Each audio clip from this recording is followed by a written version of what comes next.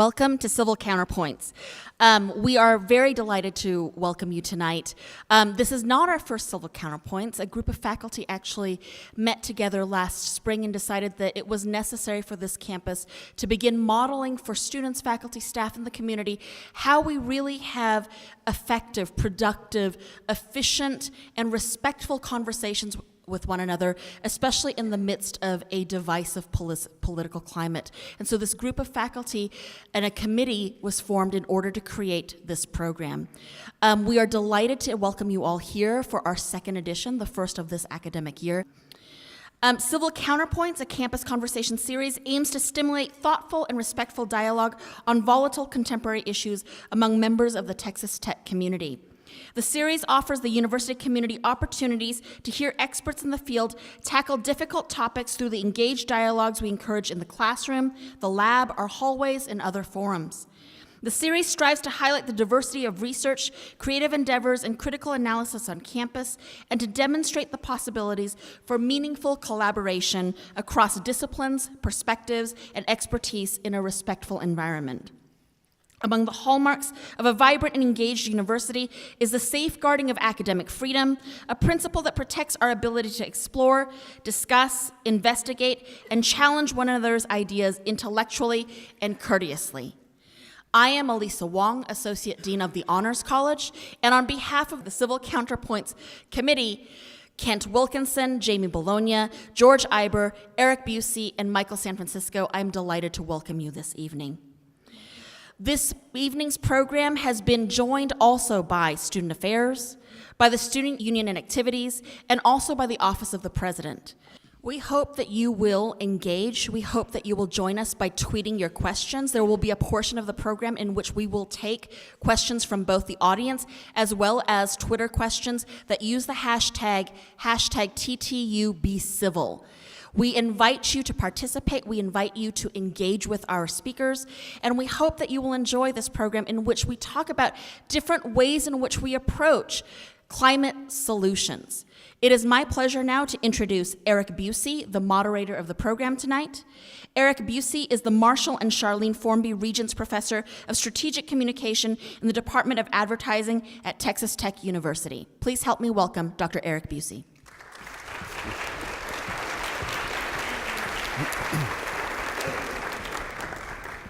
Hi, and welcome, and thanks for being here tonight. Thank you, Elisa, for that nice introduction. As Elisa mentioned, we're here to emphasize the need for straight and civil conversation about solutions tonight to climate change rather than polemic diatribes. There's a lot of information swirling around this topic. The flooding in Houston, Florida, Puerto Rico, and the Caribbean, however, brings discussions about climate change into stark relief. Consequences of a warming planet are not a distant or far-off prospect, but an urgency we have to deal with. 100-year floods in state and around the world now happen every few years. These events provide a backdrop for tonight's discussion, but first, allow me to introduce our panelists. Michael Giberson will sit to my left, and he's a faculty affiliate with the Free Market Institute and associate professor of practice in energy, economics, and law in the Rawls College of Business here at Texas Tech.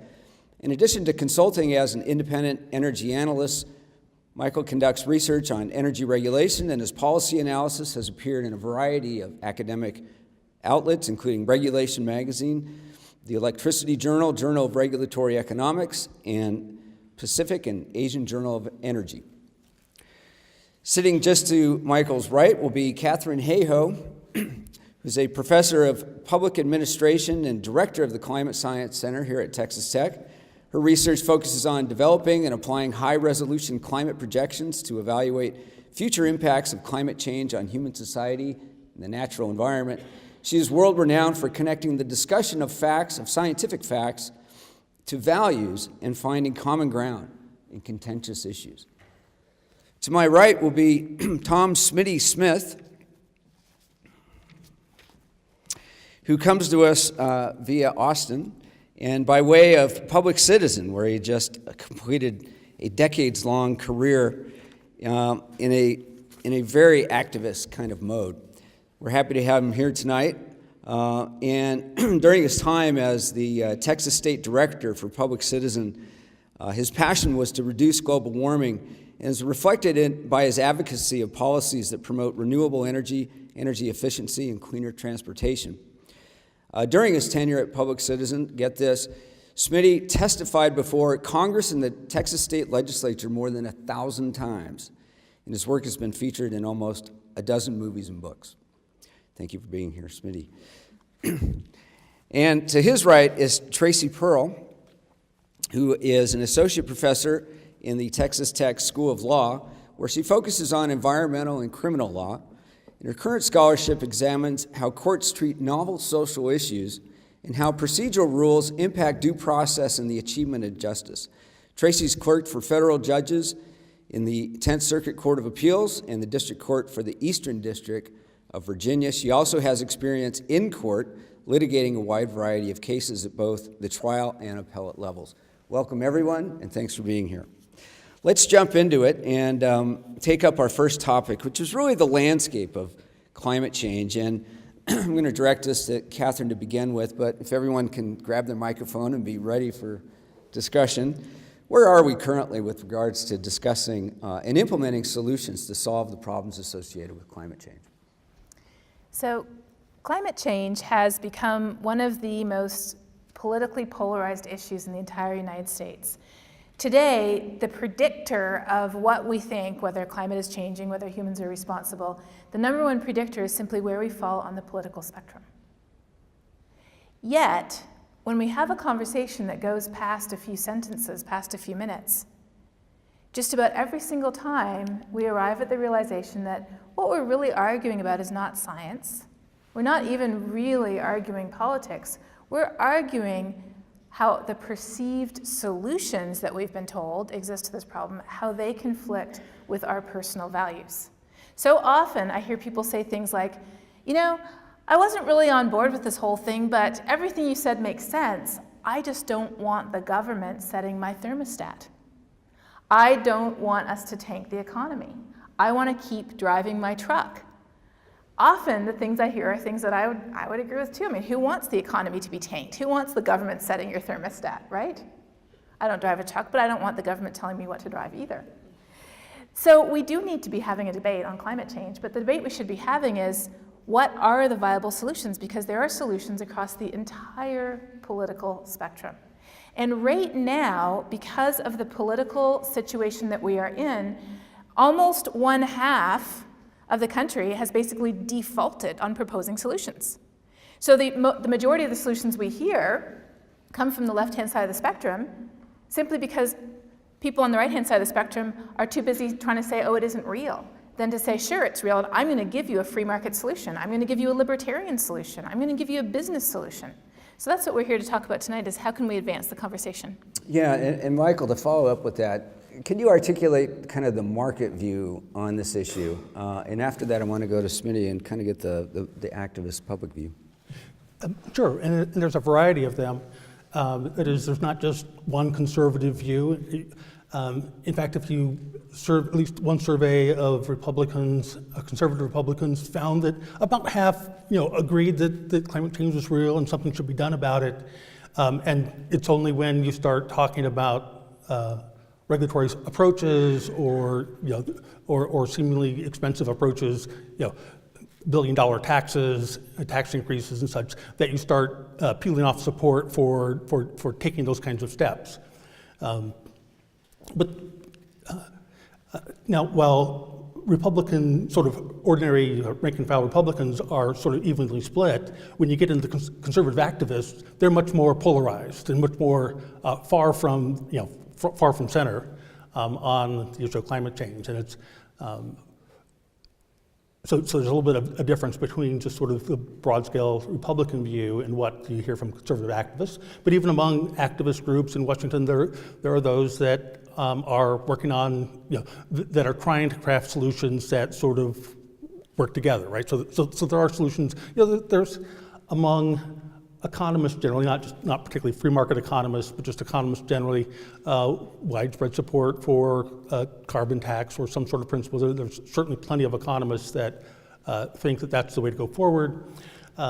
There's libertarian group, the Niskanen Center, where their leader, Jerry Taylor, has proposed sort of a grand bargain where we would adopt a carbon tax, rebate it back, so it would be revenue neutral, so we're not growing the size of the government, but at the same time getting rid of a great deal of regulatory, sort of government telling you what to do in different ways about, appliance efficiency standards or automobile efficiency standards, climate action plans, and other sorts of regulatory approaches, right? So we get rid of all the regulatory interference, impose the carbon tax, and then rebate the money back. And in some view, that looks like a sort of a win-win, or at least not just a total loss from a conservative point of view.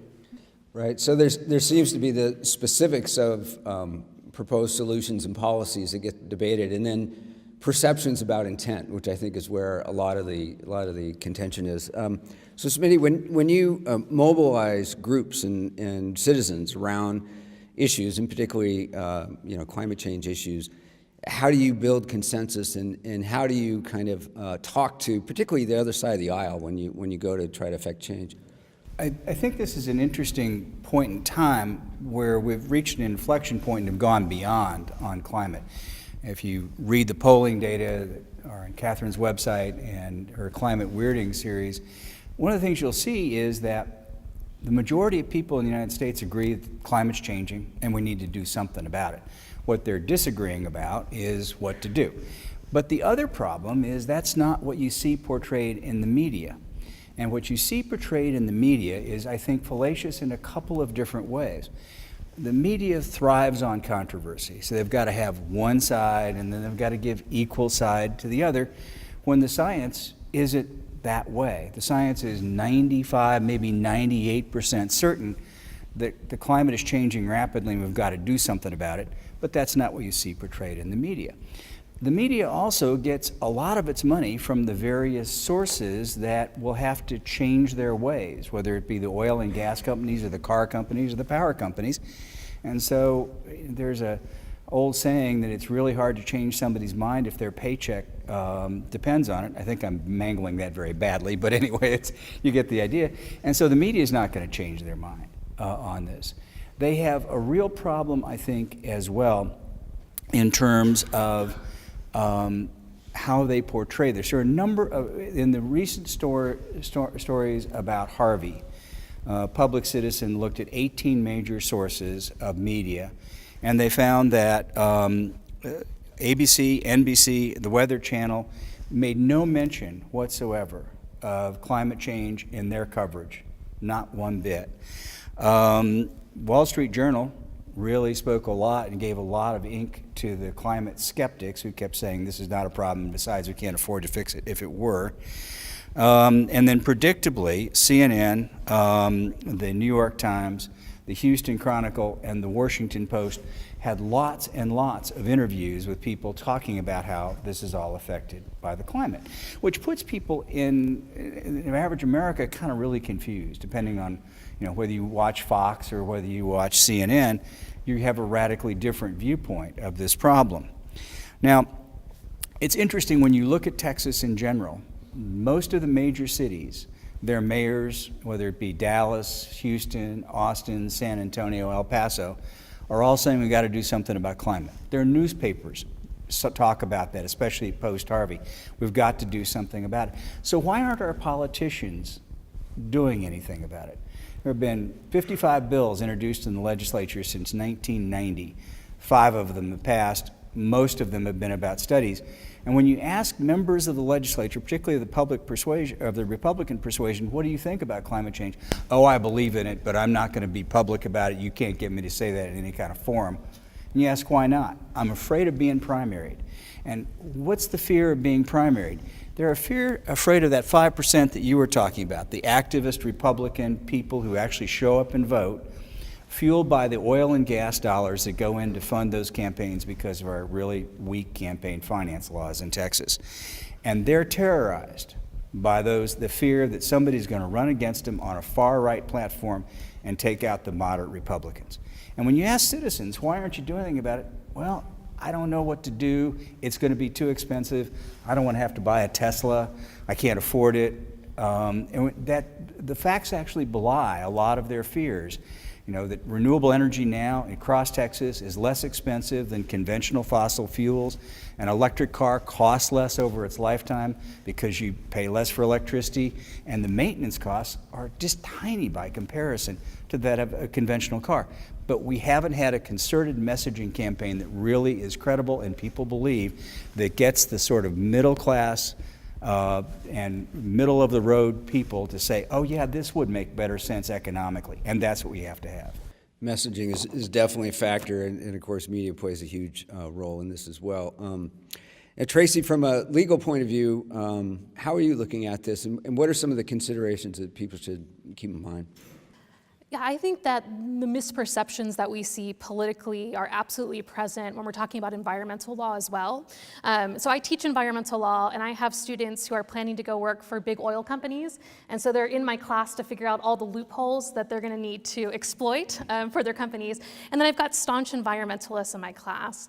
And at the beginning of the semester, the debate's always the same, right? The people who are on the right say, environmental law is bad for business because it costs money. And they're absolutely right. It does cost money to comply with environmental law. And the people on the left say, but yes, what about the fragile ecosystem and the polar bear on the iceberg that's floating away into nothingness? And they're right too, right? We should be concerned about that. But as I tell them, when you look at the cold, hard numbers about environmental law, they tell a very different story. So here's an example. The Clean Air Act is still very controversial. It was passed in the 1970s. But since it went into effect, the Clean Air Act has conferred $22 trillion more in benefits to the American economy than its cost. That's a stunning number, right? The Clean Water Act is the same way. It costs money to comply with the Clean Water Act. It's very contentious, particularly in Texas. But every year, the Clean Water Act injects $11 billion more into the US economy than it costs businesses to comply with. And so I think if you're looking at the actual numbers, you're looking at the actual data on environmental law, the reality of the situation is very different, I think, than either side is portraying. The left runs from any economic discussion because they don't think they can win those debates, right? And they can. And I think the right is correct to look at the economic implications of environmental law. But the situation, I think, is much broader and more nuanced than they give it credit. Right. So clearly different groups, different perspectives are looking at this issue for different reasons, some strategic, some based on values. Let me just go back to Catherine here before we change topics. And could you speak a little bit to how there's the so-called 6 Americas of global warming and what that even means? Sure. So often when the topic comes up, we tend to divide people into the group I'm in and the other group, right? But when you look at what we think about this issue across the whole country, rather than being divided into 2 groups, mine and the other group, we divide more into about 6 different groups.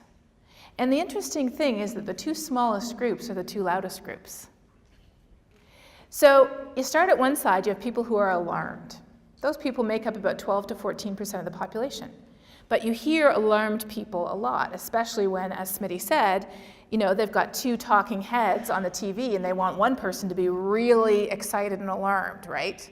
Because that makes a good debate, good argument. And then after people who are alarmed, you have people who are concerned. I would actually put myself in the concerned group. Then you have people who are cautious. Cautious is good. It's like, well, let's make sure that we're managing our risks appropriately. Then you have people who are disengaged. You know, I don't even care about this issue. Then you've got a group that's doubtful. I'm not sure I haven't really got answers to my questions. I'm not sure about this whole deal. And then you have the last group, which is about 10 to 12% of the population, which is dismissive. So whenever you turn on the TV and you see 2 heads arguing, you typically see a dismissive head and an alarmed head. Those are the 2 heads you see. But those 2 heads are representing the 2 smallest groups in the population. The reality is that the vast majority of people all across this entire country are cautious and concerned, as we should be. That's a very healthy state to be in.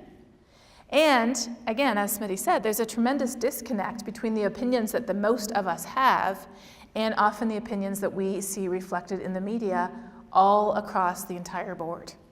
And so that's why I'm so delighted that you're hosting this conversation, so that we can actually talk about these issues and try to present the whole range of facts and information that we need to consider when we're trying to make up our minds about important issues like how are we going to fix this problem.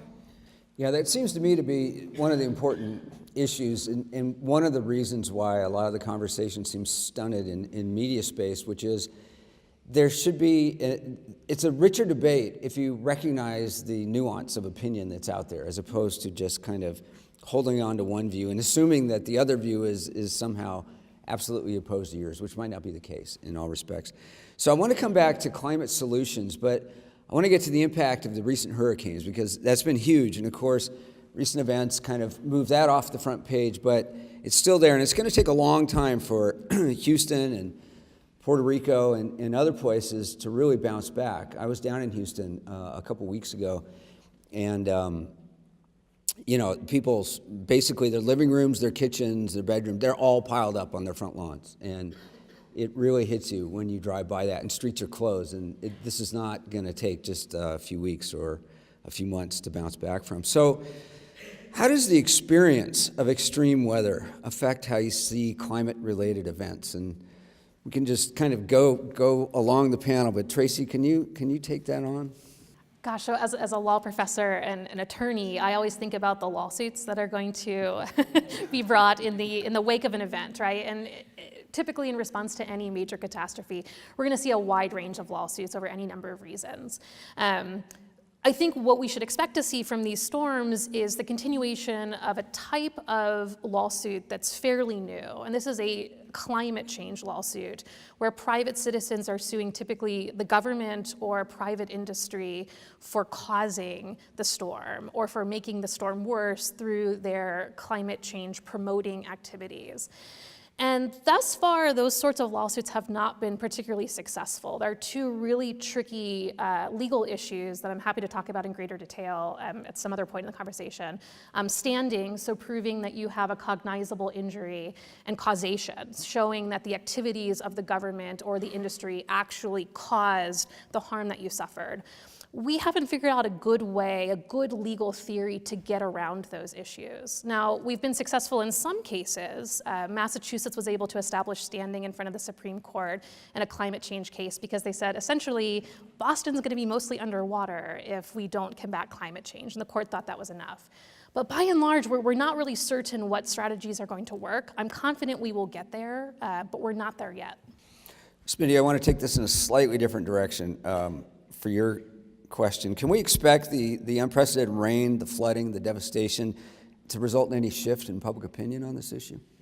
Yeah, I think so. Because typically when you have a massive flood or a wildfire or a heat wave, it's relatively regionalized. But with these series of hurricanes, it's been Texas, Florida, Texas, Louisiana, Florida, and Puerto Rico and the Virgin Islands and other Caribbean nations.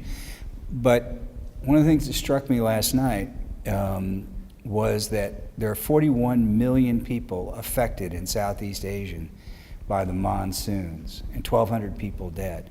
This is a global problem that is really beginning to show the kinds of things that have been predicted for decades by climate scientists. Up in the north, I was up in Canada this summer, and there are wildfires from Saskatchewan all the way over to the Pacific and then down through the Northwest. And people all over were saying, this is climate change that's beginning to be very visible. And I was on the beach at the very edge of Canada, and the yoga instructor I went to, when we were talking about what we did, she said, we're afraid. We're very afraid of what's going to happen.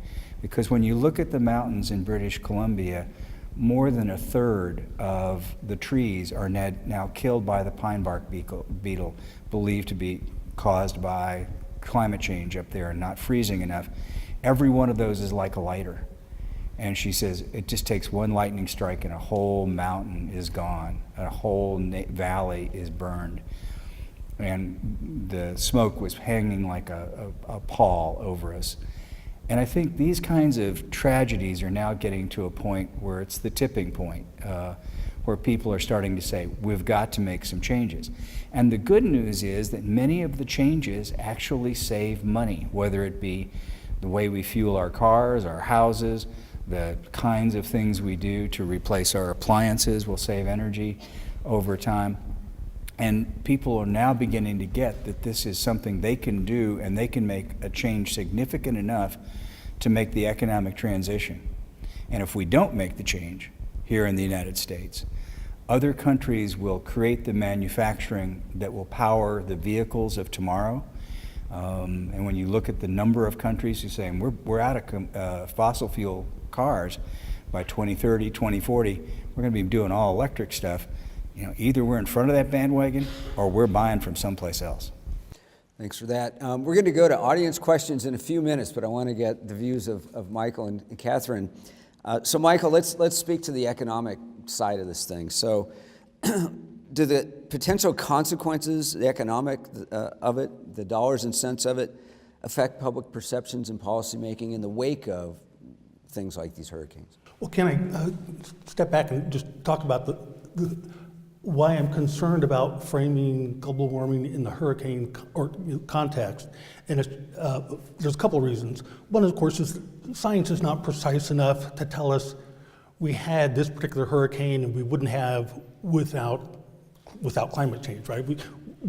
We have reason to believe that over time, as there's more energy in the oceans. If the oceans are warmer, the hurricanes. I mean, there's good reasons to believe it, but But science does not have that level of confidence. One reason why lawsuits have trouble establishing causation, because it's hard to identify that counterfactual, what would have happened elsewise.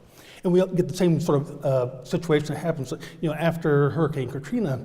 People were saying this was climate change that made this worse, that caused the damage. And then we had 12 years with no major hurricane hitting the U.S., and people said, well, if things are getting worse, then why aren't things getting worse? And really, there's no trend in EPA's collection of data on the number of tropical storms, for as long as they've been keeping data. So, there's lots of science that says this is consistent with this is what we should expect. So it's not a surprise. But but you're making claims that the science can't quite back up, and so then we're sort of drifting away from the science. But also, it's a case that fear-based strategies are not persuasive strategies. If you make people afraid of climate change, then people get fatalistic. They say, okay, well, there's nothing we can do. And so that's another reason why I don't think we should try to scare people into changing their minds, because that doesn't work. And so so let's again, there's science that says we should expect these sorts of things, and so it's not that it's wrong to make some connection. But I don't think it's sort of either where the science is or where the policy is. Yeah, going back to the media piece, though, it is a level 5 hurricane, or series of them, though, that kind of focuses public attention. So I guess that's why I at least make the connection. The weather does change people's minds, but it sort of works both ways, right? If you get a late snowstorm, people say, well, so where's your global warming now, right? And so it goes both ways. When you have people's beliefs, which very naturally are affected by lots of things other than studying the science, because most people don't, and really no reason for most of them to do. So let's try to persuade people on sounder ground, just so that we sort of have maybe a more stable foundation for making good policy. Good points, Catherine. Yes. So I think that this ties into the general point that we care about a changing climate because it exacerbates the risks we already face today. So what risks do we face in the places where we live naturally? Well, here, one of our biggest risks is drought, and right after that is flooding, right? If you live along the Gulf Coast, one of the biggest natural risks we face is hurricanes. If you live out west, one of the biggest risks you face there are wildfires. If you live in big cities, one of the biggest risks often facing big cities are heat waves in the summer. So we have these events that occur naturally, heat and cold, wet and dry, storms and calm. And the reason why we care about a changing climate is because it takes these events and it exacerbates them. It amps them up like a baseball player taking steroids. So we're not seeing any more frequent hurricanes, as Michael pointed out, but the hurricanes that we see are getting stronger. There's more rainfall associated with them. The storm surges are getting stronger because sea level is rising. We're not seeing any more frequent droughts in this part of the world, but the droughts that do come along are stronger and last longer because it's hotter on average than it would have been 50 or 100 years ago. So we do care very much about these types of risks, and a lot of the organizations I talk to are in the insurance industry and the reinsurance industry because they are seeing the long-term uptick in the damages and the risks. Risks that are being exacerbated by the fact that our population is expanding. There's more people now, there's more expensive infrastructure at risk. And so it absolutely makes sense to draw the line between the changing risk and how that matters to our lives. But because the problem is that many of us think that it doesn't matter. To many of us, it is about the polar bear that Tracy alluded to, disappearing on the iceberg. It's not about what happens to us in the places where we live. But at the same time, pointing to a specific event and saying, okay, that event was 100% climate change and that event was 0% climate change. The reality is it's always somewhere between 0 and 100% these days, but it never is one or the other. And between the months of November and April, probably the number one question I get is, well, it's cold outside, where's global warming now? The answer to that is winter. So how you frame this is very challenging, and I love the idea that you brought up, which is that fear is not a good long-term motivator. Fear is great for a knee-jerk reaction. Fear will get you away from the bear if you can run fast enough being just faster than the person beside you. But fear will not promote and sustain the long-term action we need to, number one, build our resilience to the risks we already face today as well as the risks that are increasing in the future. And number two, transition from ways of getting energy that we've been using for 300 years to the new clean energy economy that China is already beating the pants off the United States in. China is the world leader in installed wind and solar energy. They're investing $360 billion in clean energy over the next few years. And for the first part of 2017, they weren't building a new coal-fired power plant today, they were shutting one down. So there is some serious catch-up already to be done just in the last year or two in terms of how the world is moving on.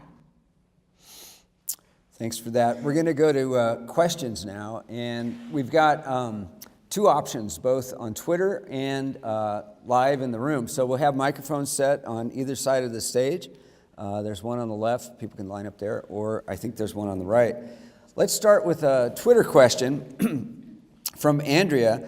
And the question is, how can we as citizens cultivate media that really explores the complexities of the issue rather than, some of the inflammatory aspects? Anybody want to take that? So this is really simple, but I think that subscribing to fact-checked news sources is very important. So paying money to subscribe to a newspaper that engages in actual fact-checking is a way to support that kind of enterprise rather than getting all of your news from Facebook and Twitter, which I get a lot of my news from Facebook and Twitter, but taking the time to put money into the media sources that are doing the work that they're supposed to be doing and adhering to the ethical and fact-checking standards is a very easy way to support good, accurate news reporting. And I am actually Canadian, some of you may know.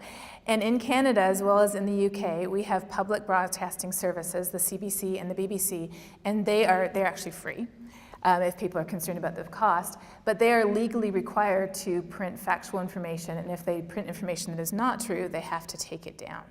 So that's a bit different than what we see in a lot of our news outlets, and I'm not pointing a finger at any specific one because I think you could find something wrong with almost every news outlet on the planet. I think another thing is that what's happened to our media in the last several decades is it's gone from relatively long, thoughtful media to very short tweets and things like that. And as a result, the debate is characterized in 140 characters, and you can't really have a thoughtful debate in that kind of a format.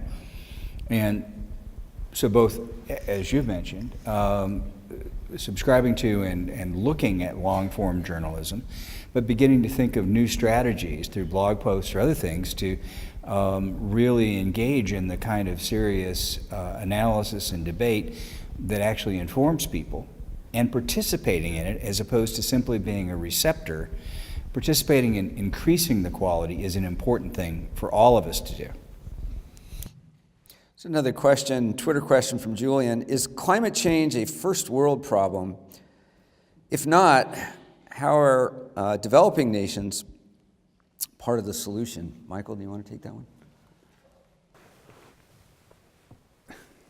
So, in some sense, I want to say yes, it is a developing a first world problem because, for the most part, the wealthier parts of the world are capable of sort of both supporting the science and standing back and being able to think about devoting resources to both adaptation or other sorts of approaches. And if we jump to the poorer nations in the world, some of them have. I mean, even in nations that are projected to be hit hard by climate change, if we look forward 80 or 100 years, they've got immediate problems, and they have to worry about this year before they worry about next year, and they have to worry about next year before they worry about 80 years from now. And so, finding ways to get inexpensive power, inexpensive energy to people around the world where they don't have easy access to it, that's a really important problem. So our global weirding video from this week, which we do with our local PBS station here, KTTZ, our global weirding video this week is on exactly this question. It's, don't poor countries need fossil fuels to develop just like us? It's unfair to, quote, tell them, that you're not allowed to use coal and oil and gas like we did. And we unpack that a little bit to look at, first of all, do developing countries have a lot of fossil fuels? And with just a few exceptions, the answer is no, they don't. All of Africa, the entire continent of Africa, has 6% of the world's remaining fossil fuel resources. And then you say, well, do they have solar and wind resources? Yes, they absolutely do. But then you say, oh, but aren't they too expensive? Used to be, yes. But now, if you look around the world this last year, which countries have set the records for the cheapest solar energy prices in the world? None of those countries are the United States. Those countries include Peru, Dubai, and India. So we're seeing a revolution underway. There's 600 million people in sub-Saharan Africa who don't have access to any type of energy at all. And one of the latest trends this year is pay-as-you-go solar, where you just pay for what you need and you can plug in, because people have cell phones all over the world now.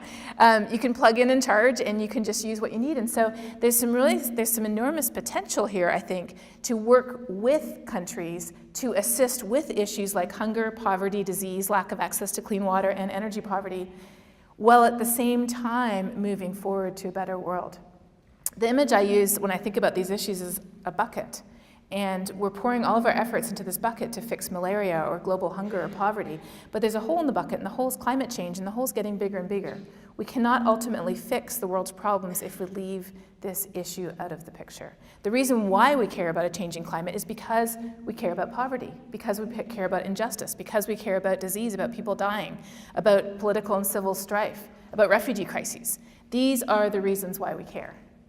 And so we can't afford to leave it out. I think there's another point to make on this, which is the developing countries, they're leaving our old stuff behind. When you look at Africa, for example, that market's being flooded with solar because it's kind of like the cell phones. Many of us in this room are old enough to remember when we had landlines. Now nobody has one of those hardly at all, but we've all got cell phones. Why would you want to wire an entire continent for electricity is if you can put a solar cell with a battery up, and it does everything we need to do more efficiently than the old school wired poles and wire and central station generating systems.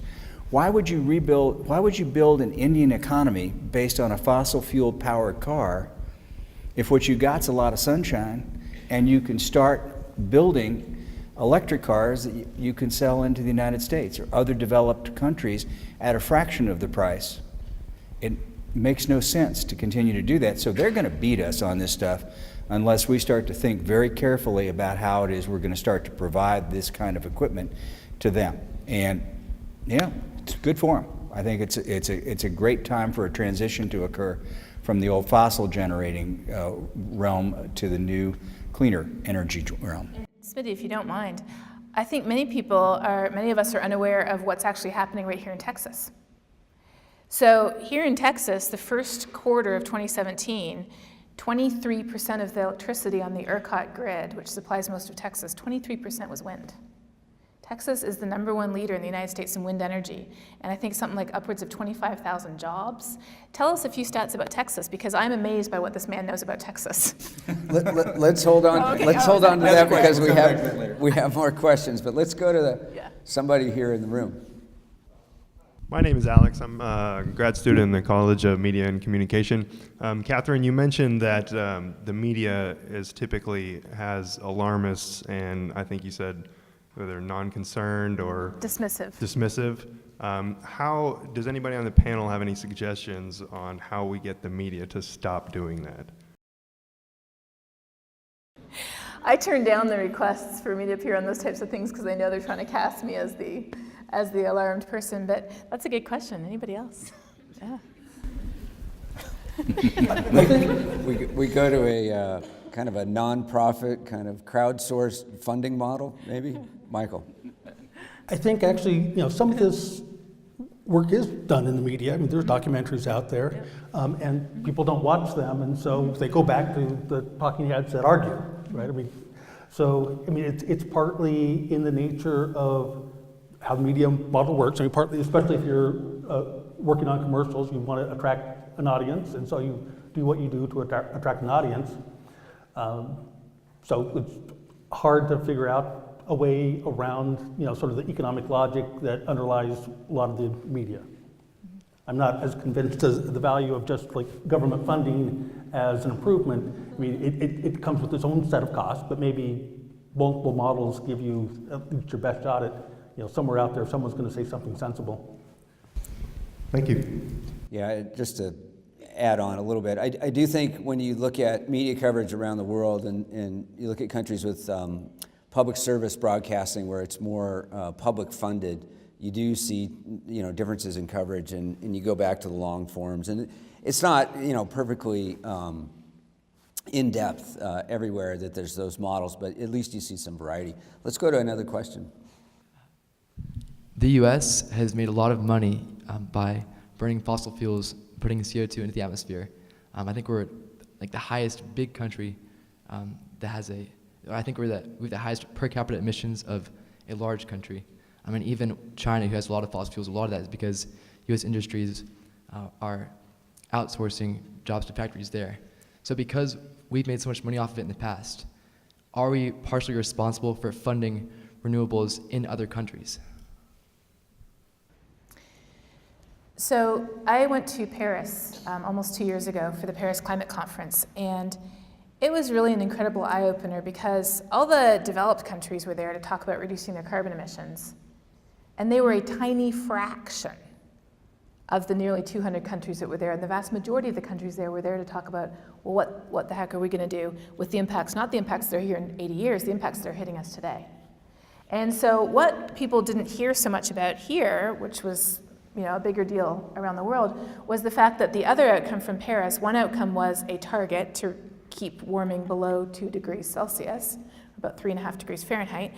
But for most of the other countries in the world, the biggest outcome from Paris was something called the Green Climate Fund. And the idea of the Green Climate Fund was that developed countries who produce the majority of emissions, and the United States is responsible for about a third of global emissions since 1900, those countries would pay into a fund that would support adaptation, so in other words, building resilience, as well as building clean energy projects under some very stringent criteria in the poorest countries who needed that. And you might say, well, that sounds like a great idea, and I'm sure the United States made all their payments during the Obama administration. The answer to that is no, they did not. So nobody really wants to pay up for things, even if it was, even if you can specifically say, yes, you contributed to a third of the problem. And that's the challenge we have. At the heart of it, I think climate change is one of justice.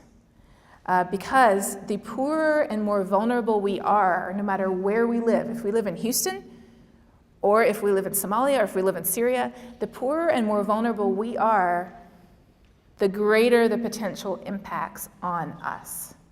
Because wealth builds resilience. And unfortunately, wealth also means that over the past, decades and centuries, we have contributed the most to the issue.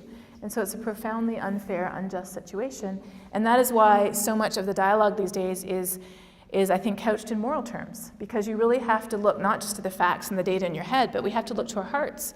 What do we think is fair? What do we think is just? What do our hearts tell us?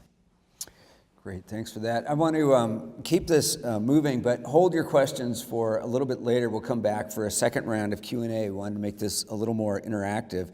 I want to move on to talking about climate solutions and talking about climate change and how from each person's kind of disciplinary perspective, there tends to be a different discussion about it. It's almost as if we're in a different discourse community. So let's start with Tracy. From a legal perspective, how do environmental lawyers and other people in the legal community describe the legalities of climate solutions and the rights of the various interests involved? Yeah, it's a great question.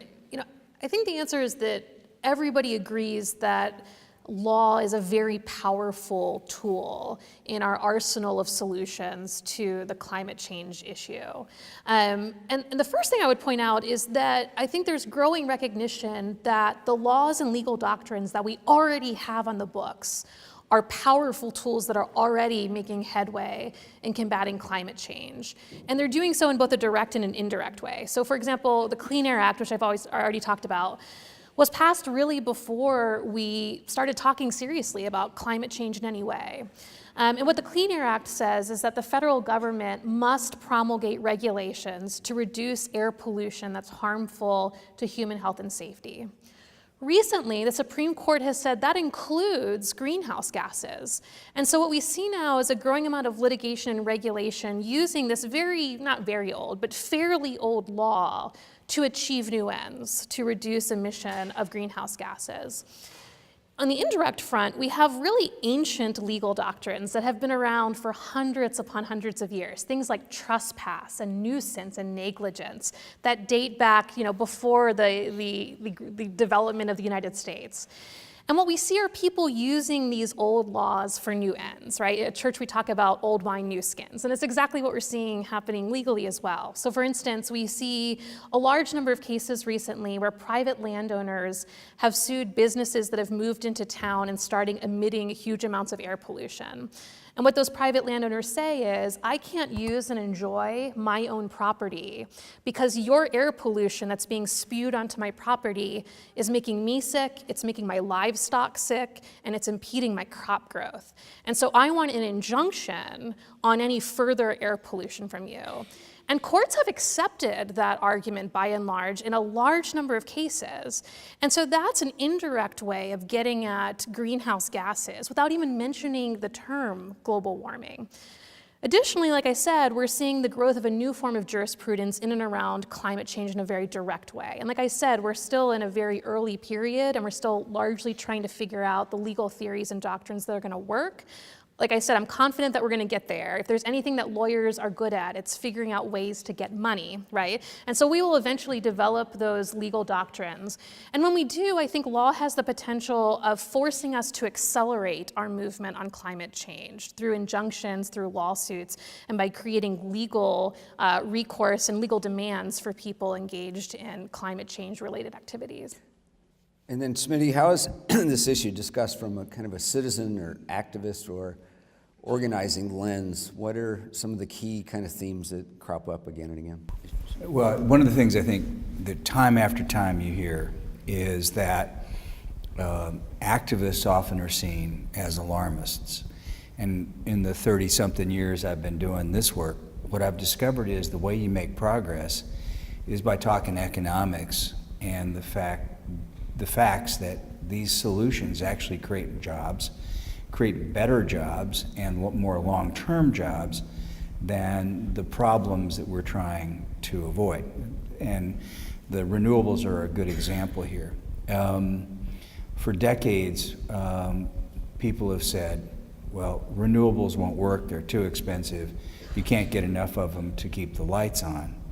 And here in Texas, we've been engaged in a grand experiment to see if it works, and boy, howdy, does it work. About 23% of the energy came from wind about last quarter. And what we're now about ready to see is the solar energy boom that is going to be going in to many of the same places where we have wind, using the same power lines. Wind works best at night out here. Solar works best during the day, so you can use those same power lines to provide power to the cities. And what we have seen with wind is we now have about 22,000 people working in the wind industry, 48 major manufacturers here in Texas making parts for the wind companies, and there are only 3,000 people in the coal industry. One of my favorite moments was in McCamey, Texas, not far down the road here. The mayor of that small town, Sherry Phillips, said a couple things that really made me understand what wind has brought to the communities all over Texas. One of the first wind plants was there, and she said, you know, that wind plant has enabled us to reopen the Dairy Queen for the first time in a generation. And if you're from West Texas, if a down Dairy Queen shut, there's no town left. You might have some Baptists left to get together on Sunday morning, but there's no place for the old men to drink coffee. You're in trouble. That town's gone. She said we've also been able to build a motel for the first time in a generation. And then the heart thing, she said, it's enabled us to bring our kids home from the cities, and it's paying family-raising wages. And to me, that was a mark of transformation. This is what renewable energy has done to West Texas and to South Texas along the Gulf Coast. We're bringing people back home again to their communities because of this transition. Now, the next transition that we're looking at, you look at the power sector, it's about a third of the emissions in Texas. Transportation's about a third, industrial sector about a third, and about half that industrial sector is the oil and gas economy that fuels those cars in that transportation sector. And we're now right at the boom of where two of us on this panel, three of us actually, drive plug-in electric vehicles. And they get us everywhere we need to go. And when you look at the future, by 2022, autonomous vehicles are going to be permitted. By 2029, probably most of us will be driving an electric vehicle. And we in Texas are either going to manufacture the parts and come up with the controllers, and we're going to be part of the autonomous vehicle revolution, or we're going to be buying them from someplace else. Why not make that jump? Why not put the same people who are likely to be displaced from the oil and gas industry to work in that new economy for our transportation industry, and use some of the renewable resources we have to power the vehicles, as opposed to buying oil and gas, which is causing us all kinds of the climate problems. And the good news is that most of the energy that we need to recharge our vehicles is going to be generated at night out here in West Texas, putting even more people to work in the wind industry that's going to keep our cars powered to run the next day.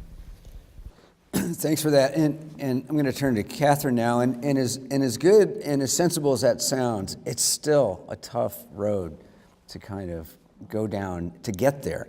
So Catherine, your work points to how people with opposing views may achieve some common ground or consensus by discussing values before facts. Can you explain why facts aren't always the best starting point for discussions, particularly around contentious issues? Yes, so often when, if we're getting ready to argue with somebody, with, our uncle or our roommate or our friend or our neighbor, we'll show up armed with this arsenal of facts, and then they'll show up armed with an arsenal of facts too, and we'll be shooting them at each other. And how does that end? It never really usually ends well. In fact, studies have shown that if we simply sit there and argue, well, this fact says this and this fact says that, often each of us will go away even more convinced of our original point of view. On an issue like climate change, which is so contentious, and even on an issue like clean energy, which can be contentious, so often we feel like there's no way to find common ground. But the reality is that we share so much. I mean, first of all, we're all humans. We all live here in the places where we live. Most of us would prefer to have a healthy economy that provides jobs. Most of us would prefer to have a safe place to live and, clean water to drink and ample food to eat. Most of us actually want the same things out of life. And so when we recognize that there's ways to get what we want, while at the same time cutting our carbon emissions, investing in clean energy, keeping up with and hopefully surpassing other economies that are currently ahead of us in this area, ways to ensure that there's local jobs in local communities, ways to ensure that we grow our own energy here at home instead of buying it from overseas. When we find these things out, these things resonate with just about all of us. Maybe not everybody, but the vast majority of us, I think, are okay with the idea that we're creating local jobs, investing in local economy, that the fact that, honestly, I love the fact that I go home and I plug my car into the wall. That is so cool. I don't know about you, I'm not a big fan of gas stations. I do have to get gas once in a while because we don't have any charging stations here in Lubbock, but just the fact that we could have a world very soon where the roof of our house grows the energy we use to keep the fridge on, to keep the TV going, to plug the car in, and we're growing that ourselves. When we actually start thinking about what it is that's important to us in life and also what the future could look like, we often find that there's much more that we do have in common than what divides us. But we just don't have those conversations very often. And that's one of the problems. Yeah. Michael, let's talk about this from, again, a market point of view, but I also want to ask a corollary question, which is, does it matter who's talking about climate change or climate solutions? For instance, Al Gore just came out with a sequel called An Inconvenient Sequel about climate change. Do you think this helps or hurts public understanding about the issue? Al Gore is a polarizing figure. People will have an opinion well before before the first documentary, before this most recent one. So I don't think that he's like making new friends for climate action. I think he's energizing some folks. Well, he's energizing folks both on both extremes. You see appreciative remarks on Facebook, on television, whatever. You see some very critical ones, right? And none of them are surprising, right? People who supported Al Gore before still support him. People who opposed Al Gore before still oppose. And so I'm not sure, so yeah, I think it does matter, right? It taps into sort of the tribalism of politics, and many people have very deep partisan identifications, and that helps steer them towards what they're going to conclude before they get the evidence. And I can't speak to the details of Al Gore's most recent, because I haven't seen it, but just from the reactions I've seen, again, they're not surprising, they're not informative. I don't know that anyone is learning anything. And I would just add, I've actually had people say to me, I would agree with you because everything you said made sense, but if I agree with you, I have to agree with Al Gore, and I will never do that. So the answer is it might make a difference who's saying it. Now, I want to also ask you, Michael, so from kind of the legal, the citizen activists, the values perspectives, is there anything, a market approach, given that you're affiliated with the Free Market Institute here on campus, is there anything that you would kind of redirect or reframe? So I don't want to, I'm certainly not speaking on behalf of the Free Market Institute or my department. This is just all me just talking here. But there are a couple of points we'd like to make. We have, as an economy, relied on coal for a long time. We've adopted petroleum later, and these resources have had, we focus on the negative environmental consequences now, but partly because we're so comfortable with the positive environmental consequences, right? And you can tell stories about, how coal saved the forest of England, right? Because when you're relying on wood for for your energy, and your population is growing, then you have to go deeper into the woods. Well, you go, the edge of the woods recedes. And when you can dig out coal instead that was underground, no one was using it, and now you don't need the trees so much. Similarly, petroleum brought us kerosene, which substituted for whale oil. And so you might say that the petroleum industry saved the whales. At least before it started powering the diesel ships that made it easier to go out and catch whales, but so some whales benefited, other whales not so much. But also the cheap energy that coal and petroleum, natural gas have brought to us have made our, it's contributed to the wealth, but it made us more resilient, right? I mean, it gives us gives us air conditioning in the south so that heat is less of a problem. The extreme heat in the winter, right? Or in the summer, we can just go inside where as long as the power is running, we can go inside and protect ourselves from that particular problem. And on kind of a sort of bigger scale, I mean, that's part of the kinds of adaptation that how wealth can help us adapt to changing climate. And certainly one of the best things we can do for the poorer nations is help them do whatever it is they need to do to become wealthier, because again, that will give them the resources they need to adapt. And it does kind of reflect that there is slightly different framings of the same issue depending on your perspective. I think that's again important to realize, particularly if we're going to have broad conversations about contentious issues and eventually reach across the aisle for some bipartisan effort. I want to kind of move in a different direction. This kind of opens up the next topic, but does the trend, particularly in certain kind of political discourses, to dismiss experts as kind of, oh, well, they're out of touch and they're doing their studies, but that's not real life. Is this trend and even accusations of fake news and excessive bias everywhere you look, which again are accusations far more often than the reality? How does this affect public policy debates, particularly over climate solutions? So the very idea of expertise almost seems to be under threat. I don't know, Tracy, do you have a view on that? So that isn't true in the legal world. Lawsuits rise and fall on the strength of expert witnesses. That's been true for a long time, and if anything, that trend is only increasing. So what we talk about when we talk about litigation of any type is the battle of the experts. And that makes litigation very expensive, very time-consuming, et cetera. I think from a broader policy perspective, one of the trends that I've loved seeing is producing green energy and green products, but sort of taking climate change off the table as the dominant narrative. So like in my mind, the genius of Elon Musk is not that he made a great electric car. It's that he made an electric car that looks super awesome and drives really fast, right? So I frequent Tesla forums to read what other Tesla owners are saying. And all of the discussion is basically, look how awesome my car is, and look at the awesome things that it can do. The discussion is not at all, oh, and by the way, I'm saving the earth, right? And so I think where we're going with this is by just removing ourselves from that debate entirely and appealing to people's self-interest in a different way, and making the green choice the self-interested choice, not in some sort of long-term, I'm saving the planet for my grandchildren sense, but in like the very now I look cooler because I'm driving a cooler car, or I have this great product that saves me all kinds of money. We can just circumvent that entire expert debate by appealing to people's self-interest in that way.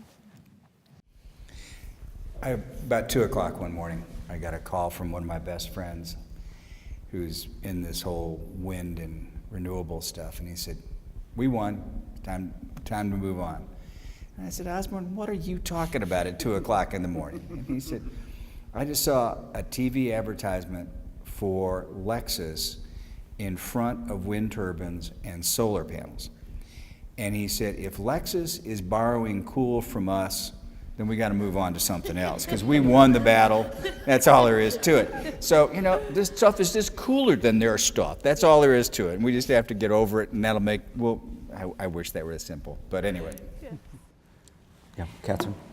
So I have a colleague who is known for this incredible website called skepticalscience.com.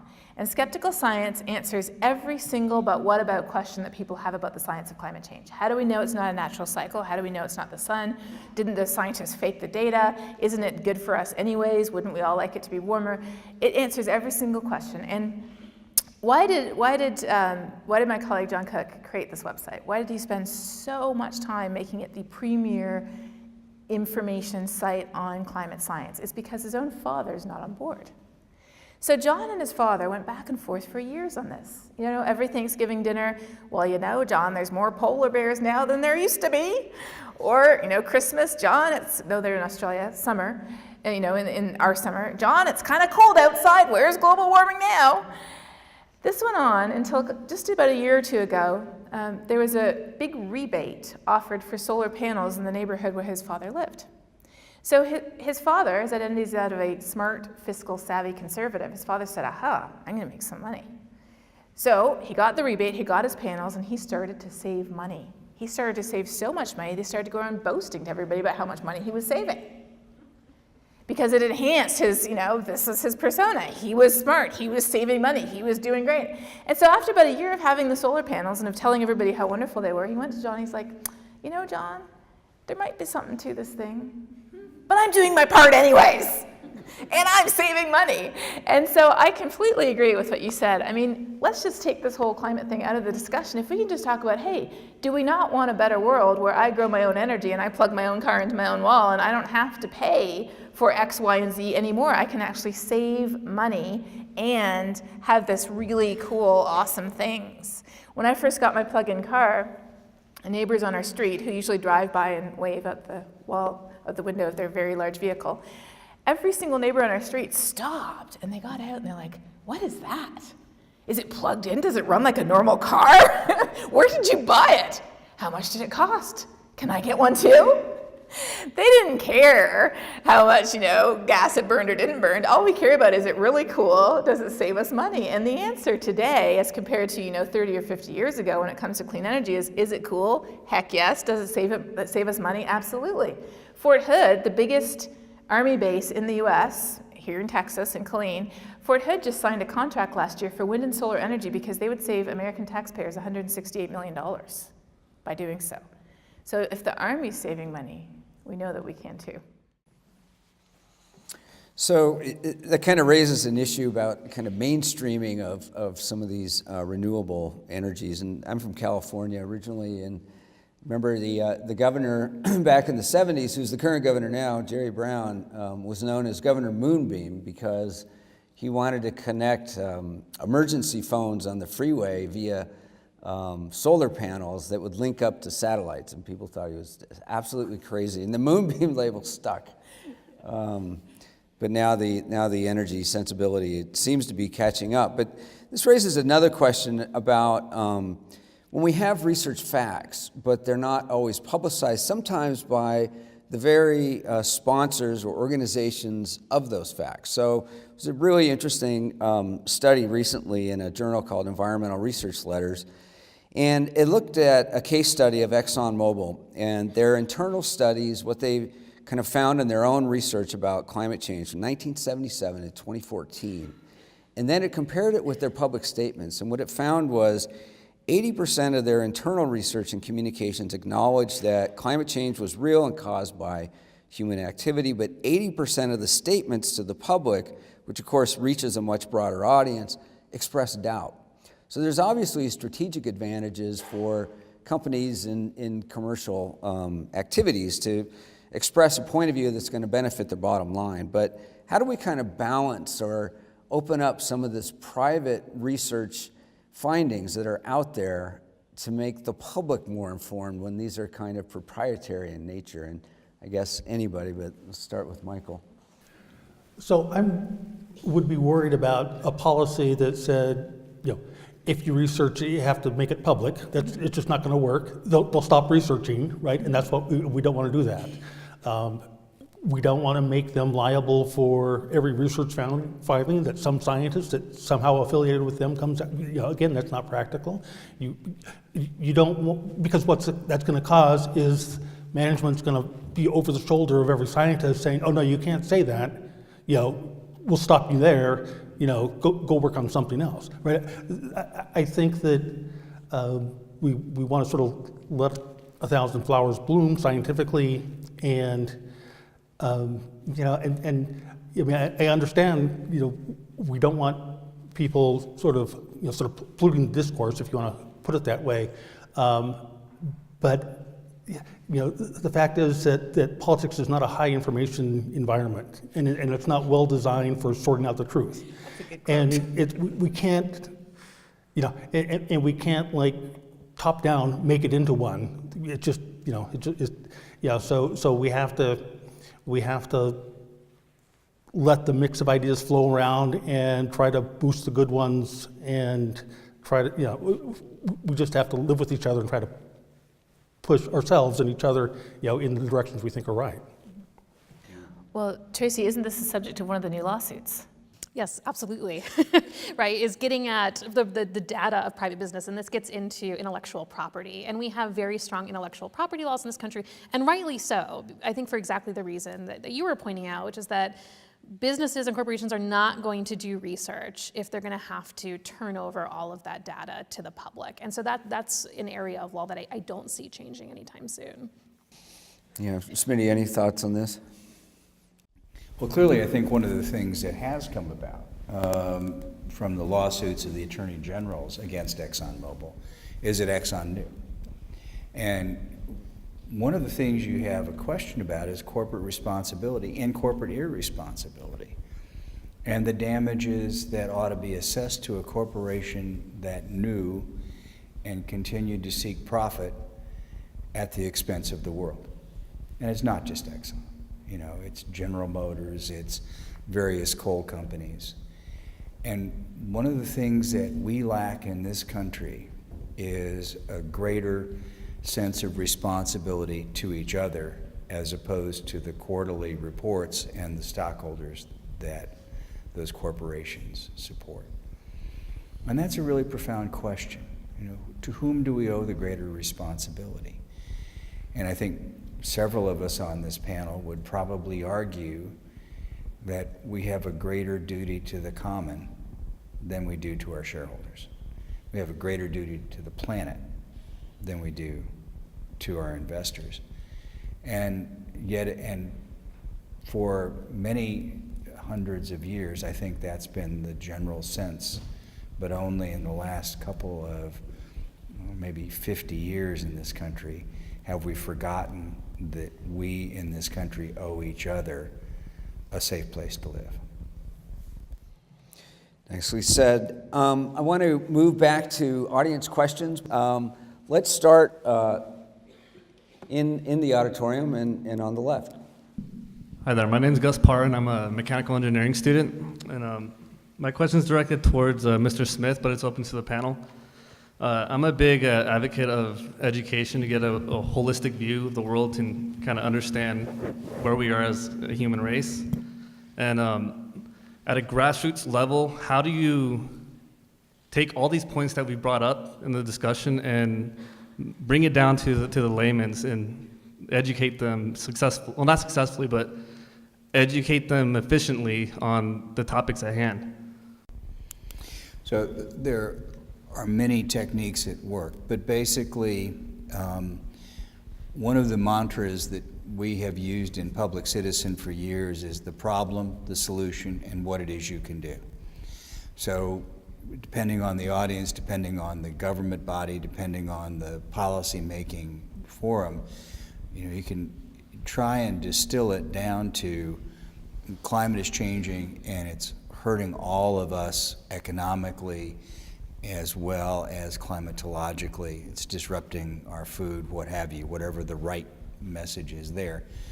The solutions are, and you can pick your solutions, shifting our power supply to renewable energy and away from coal. And then what you can do. And then typically there are fora. We all live in this community and in our community in Austin in a public power utility.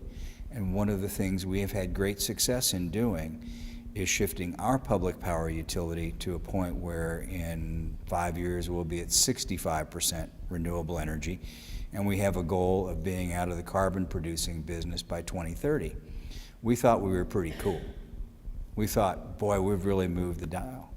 But in Denton, they set a goal of 70% renewable energy, and renewable energy was so cheap, they bought 83% renewable energy. And Georgetown, no left-wing and liberal place there, about one of the most conservative places in Texas, 100% renewable energy. And it's not because they have any green leanings. It's because it's cheaper and the price is stable and they can attract business to a community that doesn't have power price. And that was because of a couple students who went to the Georgetown City Council and said, hey, business students, mind you, check these data out. And that's the kind of thing that an activated student body can go to Lubbock Power and Light or to your co-op and can make a profound difference. And I'm here to tell you, a couple hundred people can change the policy in any public power utility and not in a couple of years. And, you know, for a student, that's a long time. For the rest of us, that's a very short period of time. Great. Next question. We've been talking a lot about the leading cause of climate change, which is the transportation sector. But the second leading cause of climate change is the meat industry in America, particularly the way that we get our meat, which is through factory farming. And this industry is actually expected to grow like by 75% in the next decade. So I'm wondering, what are the solutions to that aspect of climate change, and do they have to be on a more individual level since the state is really intertwined with the bean industries in this country? Sure, I can definitely take that. So animal agriculture is responsible for 12% of the problem. Agriculture in general is responsible for about 24%, but that includes a lot of the fuel that we use and a lot of tractors as well as transportation again. So that's why there's no one silver bullet that fixes everything. But there are a lot of really amazing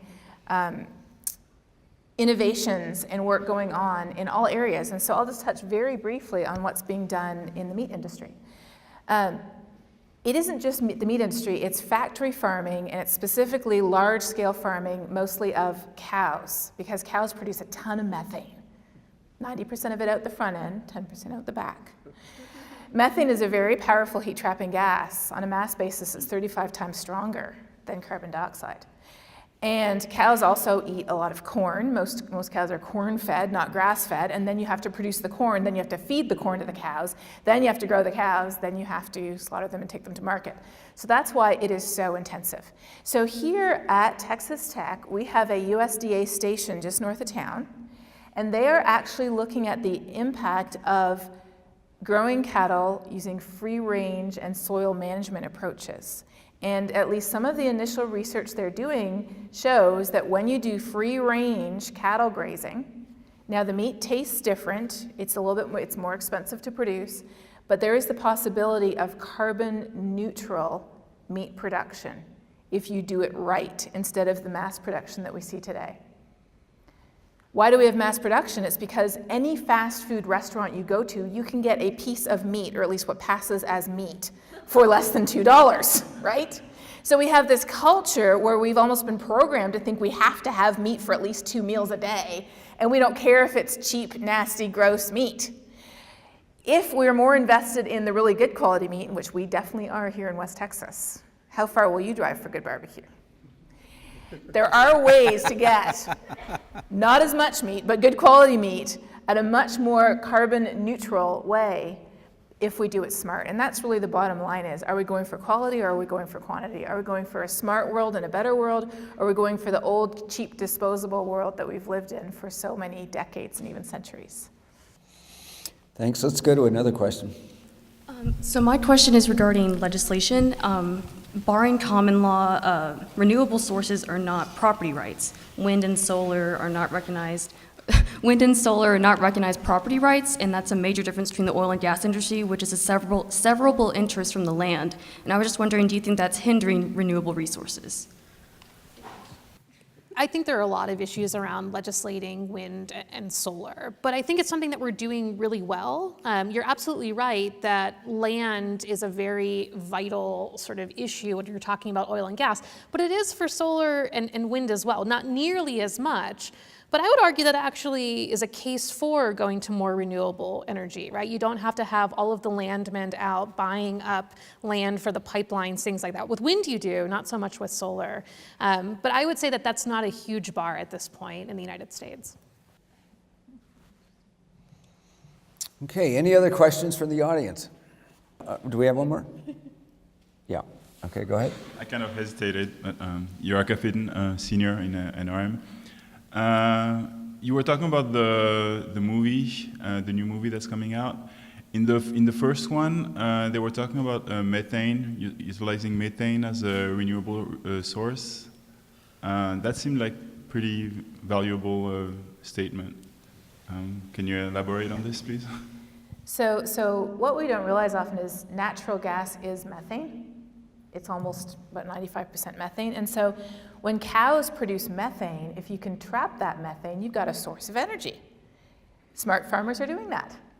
If you collect all the manure and you put it in a digester, what does that manure turn into? A lot of methane. What's produced in landfills when organic material in landfills starts to decay? Methane.